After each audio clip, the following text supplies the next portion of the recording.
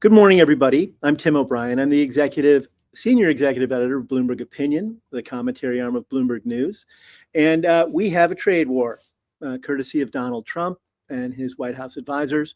And I'm joined today by two smarties on our team, John Levin, who covers markets for us and trade, and Nia Malika Henderson, who covers politics and policy out of Washington. They both are steeped in some of the things we're going to talk about today, this interesting confluence between policy and personality and how it affects all of you out there. As you know, if you have any questions, you can put them into the live stream, and we will try to get to those as the program progresses.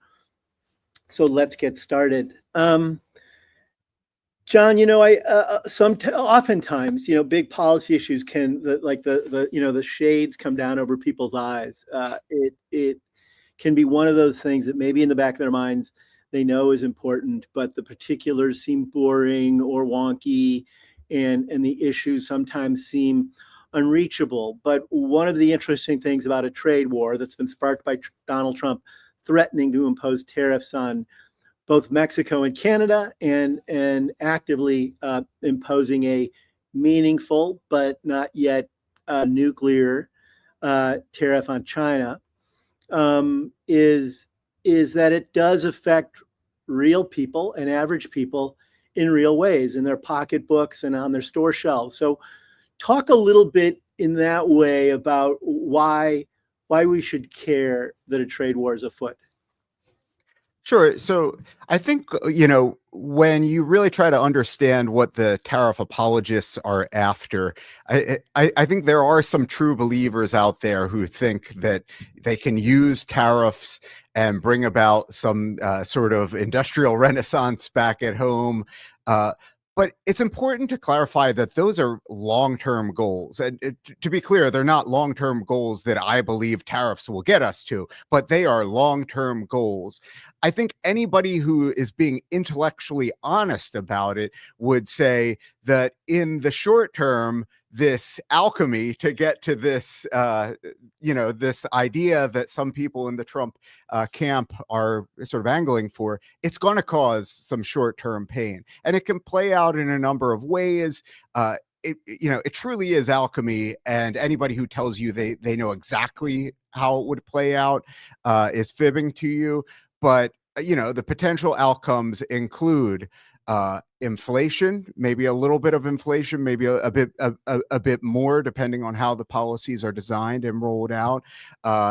It could hurt parts of the economy and cause an economic slowdown. You can envision a scenario in which that combines with the inflation to, bring about the stagflation that nobody wants. And of course, it can cause unpredictable moves in currency markets, in our own financial markets, and, do things like, for instance, keep the 30-year mortgage rate higher for longer, such that it has an impact on the affordability of housing in the United States. So I think the first thing to lay out here is that these policies absolutely affect everyday Americans. And, if they're taken to an extreme, they could affect everyday Americans in a big way. Well, we've had that litany, John, of products that are going to get hit by this. There's been projections out there the average cost of a car would go up by $3,000. Produce for your fridge at home that's imported from Mexico is going to go up in price, or some of it may not come across at all, et cetera, et cetera. Do you expect those sort of things to be lasting, or is it just too early to know? Yeah, it's of course too early to know. And in the case of Mexico and Canada, of course, President Trump has granted a reprieve for 1 month, and we'll see where things go from there. I mean, look, the issue with the Trump administration is that tariffs can be used for a number of things. Technically, if you believe that they're a proper tool, right? You could use them to raise revenue. you could use them to sort of twist arms in a negotiation. And you might, as I was saying earlier, actually believe that they achieve some economic end in and of themselves. I think in the way that this has been described so far by the Trump administration, we really have no idea what they're going for. If it's really just about that arm twisting that I described, probably ideally they're thinking you put the tariffs on for a little bit only to take them off, right? So maybe we have a bad month at the supermarket, but then it goes away. If you're really trying to bring about an industrial renaissance and make the American avocado industry great again, then the impacts are absolutely going to be long lasting. Yeah, John, I want to stomp on that one great point that John just raised about this idea that tariffs give you sort of an economic wall behind which you can forge a new manufacturing renaissance. And this has been, what to do for American workers in the manufacturing sector or in the industrial sector has been the bane of both the Democratic and Republican parties. They know that those voters have been displaced gradually and perniciously, sometimes dramatically, really going back to the late 70s and 1980s. And that has sort of ripped through American politics, all of the knockoff effects of that. And in Trump, you sort of have someone who's trying to have it both ways. He's been courting working class voters with promises of economic salvation through things like tariffs. I will do a tariff and then your jobs will come back. And then promising everyone else lower inflation, and promising his most well-heeled voters tax cuts and deregulation. And it's a coalition that normally bounces off one another and doesn't form a solid whole. And do you suspect that things like this, will Trump be caught out on policies tied to this political high wire act that are ultimately running up against each other? No, in many ways. I mean, I think he is the glue that bonds this coalition, and the different parts of the coalition win in various ways. Sort of the upper end kind of Musk folks, the rich folks, are likely going to benefit in the Trump era, and I feel like sort of the working class folks, while the data from this last campaign suggested it was about the price of eggs and just affordability, in many ways, I think it wasn't so much about price, but punishment for a lot of the folks in the working class. And in Trump, they see somebody who punishes the people who they think have wronged them, whether it's folks in Mexico, Canada, the elites, the federal workers who they see as doing nothing and sitting home all day while they have to go to work. And so I think in that way, he wins with all of these different constituency because he gives them what they want. He, for instance, talks about, maybe there'll be pain on the front end, but on the back end, maybe the fentanyl crisis will be eased. The crunch at the border with folks pouring in, that'll be eased. And then maybe in 10 or 20 or 25 years, there'll be a manufacturing boom here. They can sort of choose their own adventure as to where they think there is a victory. And you saw some of that in the headlines from conservatives, right? Trump got Canada and Mexico to bow down to him and back down. And my goodness, he actually might make Canada the 51st state, which would be the ultimate sort of power move. None of this will happen in terms of Canada being the 51st state. But to Trump's voters, this kind of punishment, this kind of bullying is exactly what they want, because this is what they feel like the elites have done to them and have gotten away with it for far too long. And so I think in this way, there is this bond, there is this kind of mantra that all of these folks have, which is, in Trump, we trust. And so in that way, I think he's got a lot of room to roam. I love that phrase you just used, choose your own adventure. I think for Trump supporters, it's choose your own adventure. For his critics, it's choose your own disaster. And then that has infused, a lot of the political debate. On whether it's choose your own adventure or choose your own disaster, um, there is no doubt that Trump's fascination, I think, with anarchy and with creating a scene and with moving quickly and with proving to his base that he's a doer and that he's delivering on his campaign promises. And so full steam ahead.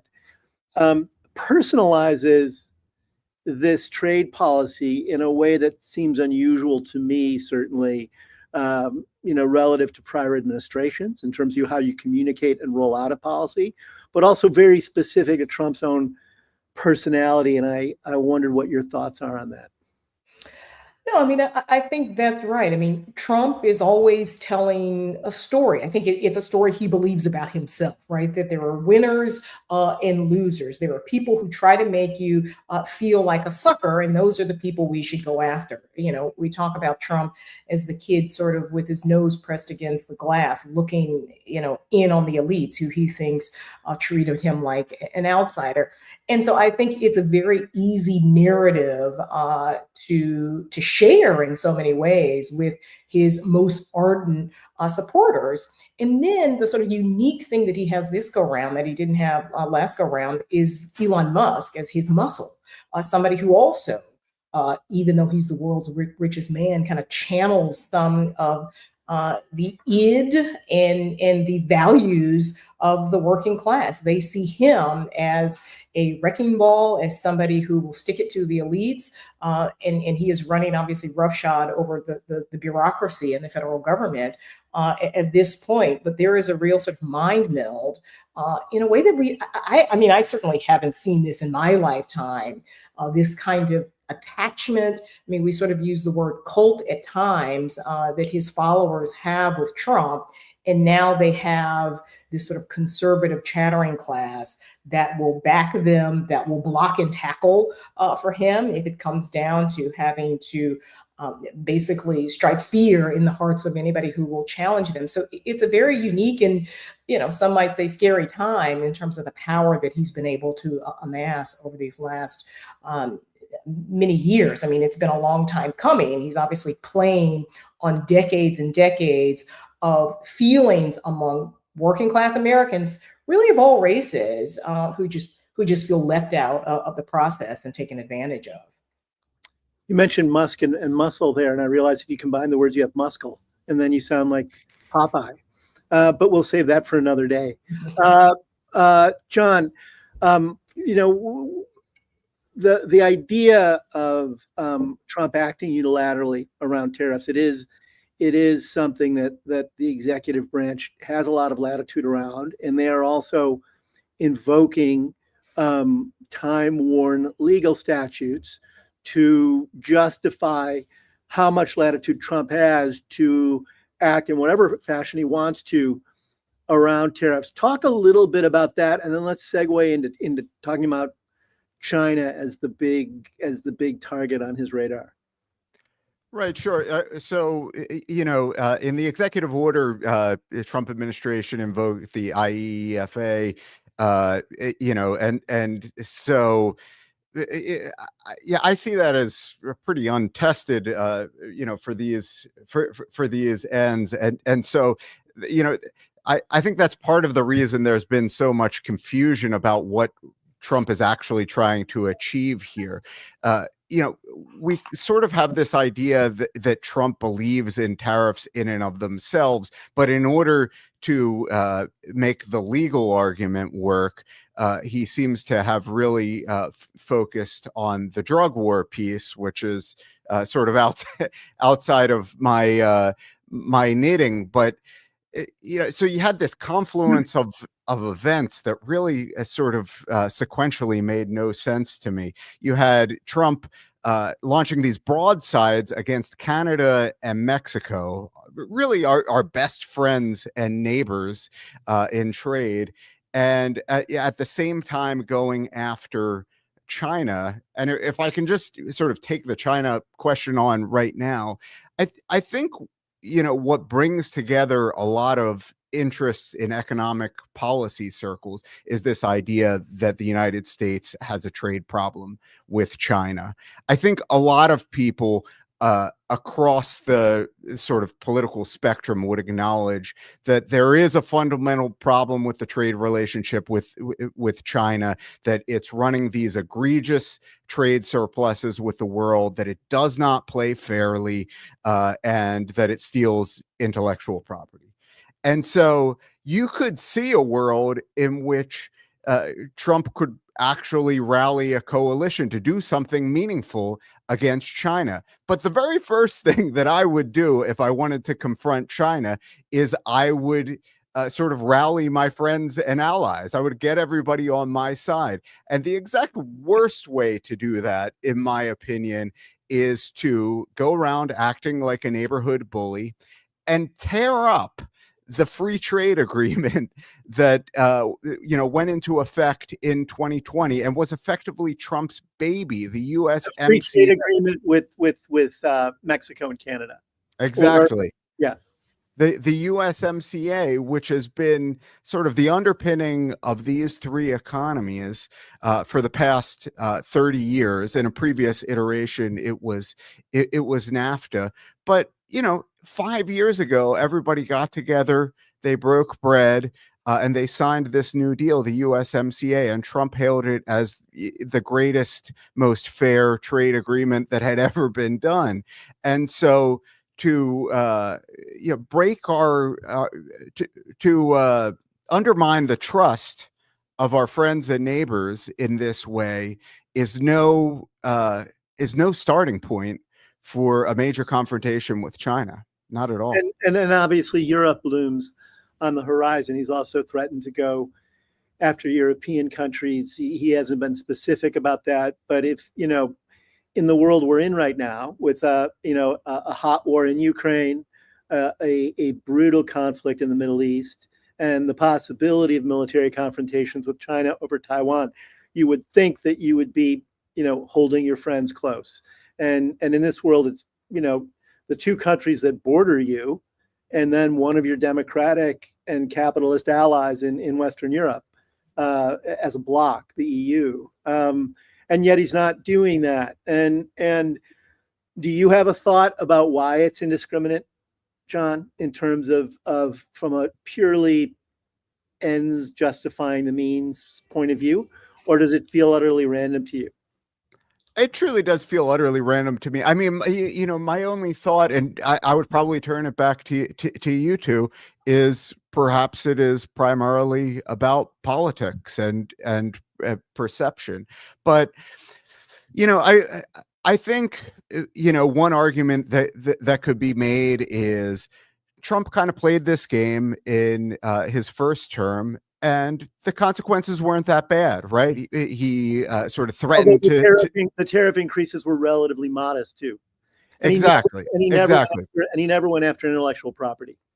That's exactly right. But I sort of have in mind what transpired with Canada and Mexico in the first term, right? He did sort of threaten to tear up NAFTA, and we all sort of got upset and said, no, you can't do this. And everybody got together and they did a new deal, which to be clear was more sort of an updating and rebranding of the thing around the edges. And so you could say, well, even if Trump is just playing politics, it didn't really harm anyone, so it's okay. My argument there would be, you really can't do the same thing a second time and hold on to the trust of the international community. Nia, that tees it up perfectly for what I wanted to ask you: is Trump the campaigner versus Trump the president, and Trump the policymaker? I agree with John about the randomness of his targeting. In that it doesn't make sense from a geopolitical standpoint, it does make sense from a trade standpoint. But one of the things, there's a constellation of things that are lining up in his tariff war, which is immigration, drugs, and trade. And part of the animating force in Trump's campaigning is the fear of the other, whether that's people of color, or whether it's other countries, or whether it's business and economic competitors. And he criticized Biden repeatedly about fentanyl, and there was a big push, in messaging in that universe that Biden was an irresponsible president who had let fentanyl creep across the border. Immigration had obviously been a legitimate vulnerability of the White House and another campaign talking point for Trump. And then he wielded this tariffs club on the campaign trail as, the kind of the third leg of his "I will get the people out to hurt you" stool. But what you campaign on, at least to me, it seems shrewd presidents know they have to campaign one way and govern a different way. And Trump is governing exactly as he said he would when he was campaigning, isn't he? That's right. I mean, there shouldn't be any surprise as to what he's doing, how quickly he's moving. In the last days before he got inaugurated, everyone was talking about the shock and awe that would greet everybody in those first days with those EOs that he keeps signing in the White House. And so there isn't a surprise. Kind of coming in, there was a sense that Trump 1.0, he came in, he hadn't really consolidated all of the power in the Republican Party. The press was much harder on him in his first iteration. There was a resistance that was the Democrats, but it was also activists. It was also kind of never Trumpers as well, corporations. That has largely fallen by the wayside this go around, and so he's doing exactly what he said he would do. I think there is some surprise that there doesn't seem to be any pushback at all to anything he does. That Republicans Are are you able to surprised by that, Nia? That there's about the sort of plasticity and weakness of the pushback? Yeah, I've been surprised by that. I mean, if you think about it sort of in the context of his cabinet confirmations and that whole hearing process, there did seem to be early on that maybe there would be some that would not make it through.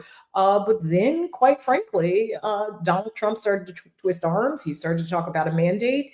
Elon Musk would get on his megaphone on Twitter, and people folded fairly quickly after signaling that they would be the ones to stand up to Trump. And so there's been that part of it. The just lack of any pushback at all from all of these sectors, right? People always talk about the resistance as just the Democrats, but the resistance was actually a fairly complex movement that not only included Democrats, the Democrats in many ways followed what average citizens were doing.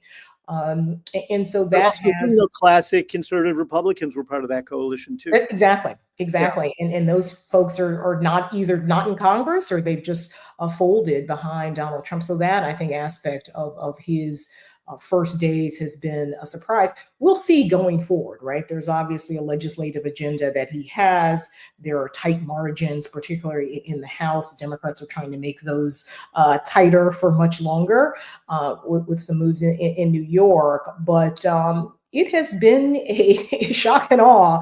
Is doesn't even quite describe what has gone on over these last. Has it been 2 weeks, 3 weeks? In his presidency, it's been a massive. When 3 weeks feel like 3 years. Exactly. Just staying on that point for a moment, there's always been speculation coming into this in Trump 2.0 that he was assembling a phalanx of advisors around multiple policy issues and with varying degrees of both cabinet power, administrative power.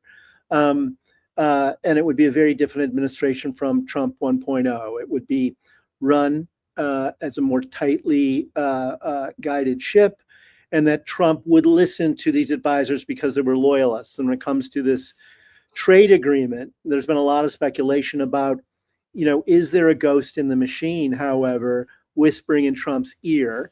He has Jameson Greer as his trade rep, Kevin Hassett as his head of his National Council of Economic Advisors. But it sure seems that he's still forging his own course. And someone who is more MAGA than policy oriented is in his ear around some of these trade things. Does any of that make sense to you? Yeah, I think that's exactly right. I mean, in covering Trump, you realize that often his position is based on the last person he talked to, whoever's sort of texting with him. He's a bit of a night owl, so he's possibly talking with folks late into the night and getting on Truth Twitter and pronouncing new policy stances that are out of the blue. And so there was this theory, as you said, that particularly Susie Wiles, who was part of his campaign and kind of credited with his win, that she would keep the boys together, not kids, and have a more She's now tight his chief of staff in the White House. exactly chief of staff in the White House. But that was always laughable, right? I mean, knowing what we all know about Donald Trump and having covered him for many, many years, I mean, the idea that Susie Wild was going to uh, impose discipline on someone who thrives in chaos, who sort of likes the performance aspect and unpredictability of chaos, the idea that she was going to somehow uh, contain him, someone who doesn't want to be contained, someone who sees being contained as boring. It just was never going to happen. There, of course, is Susie Wild, and so this is what we're seeing, and it's exactly what I think people who had know anything about Trump predicted, and it just is who he is. John, switching back to China, because there was one thought I had as we were talking about that, and it's also relevant to what we were just talking about how Trump is managed within the White House, which is um, in Trump 1.0 on the diplomatic front, there was this idea that Macron, France's leader, had given Trump a big parade when he came to Paris and kissed the ring and feted him like a prince. And on the corporate side, that Tim Cook, Apple's CEO, had also reached out and flattered him. And at the end of the day, Apple got a carve out for iPhones being manufactured in China, and Macron got some leeway around Trump's rougher foreign policy instincts. And so coming into this term, the idea was, if you play ball with Trump rather than confront him, you might get something out of that. And it was interesting for me to see China's response to Trump's tariffs be vigorous, but I wouldn't call them ballistic. A light touch on the energy sector, a rattling of the saber at Google, but not yet a fully muscular response. And how would you read that? Is that China trying to navigate how do you manage a thing like Trump? Or is it China having few options if it really becomes a more full-blooded trade war? Yeah, well, I think it probably largely reflects the fact that China is dealing with a weak economy, and this is not a great moment for them to court a confrontation with the other world power, the dominant economy in the world. I would just add to that, and circling back to what you were talking about with Nia, there is an outside force that I think influences the behavior of all world leaders, both in China and in the White House, and that is financial markets, right? And there has been this sort of theory with Trump, at least, that if his advisors couldn't convince him to act a certain way, that at least the financial markets would. Maybe if the S&P 500 saw a 10% drawdown, that maybe he would reconsider some of these things. It's hard to say where we are on that.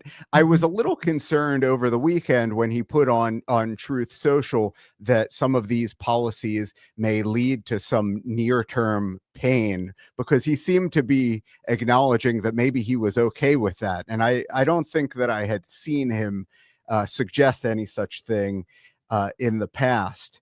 But I do think that financial markets are something to keep an eye on. Here in the United States, we're at a starting point of extremely high valuations. There's heightened sensitivity in the bond market. And I think that, markets could behave in some unpredictable ways if they become convinced that a lot of this is not, in fact, a negotiating ploy or political communication strategy, but that he's actually willing to do some of these things and stick with the policies for months or longer. The classic example of the warning shot around that was Liz Truss, who lasted a nanosecond as UK Prime Minister because she had a fiscal and a set of fiscal and economic policies that the markets hated so much that the debt markets in the UK teetered, and then she was gone shortly thereafter. I think Trump has a high level of tolerance for pain when it's other people's pain. He has no tolerance or interest in suffering any form of pain or sacrifice himself. And I think that's the dangerous alchemy here when you see how other world leaders and other markets where there are relatively rational boundaries and they're acting within the idea of having rational outcomes. I think Trump sometimes just likes to see the house burn. And that's going to be the wild card in all of this. The other wild card is that we've run out of time. This really zipped by. I could have gone on with both of you a lot longer. But here we are. We'll undoubtedly come back to this topic again. Nia Malika Henderson and John Levin, you are both columnists for Bloomberg Opinion. I'm Tim O'Brien. I'm the senior executive editor of Bloomberg Opinion, and thank you all for joining us today.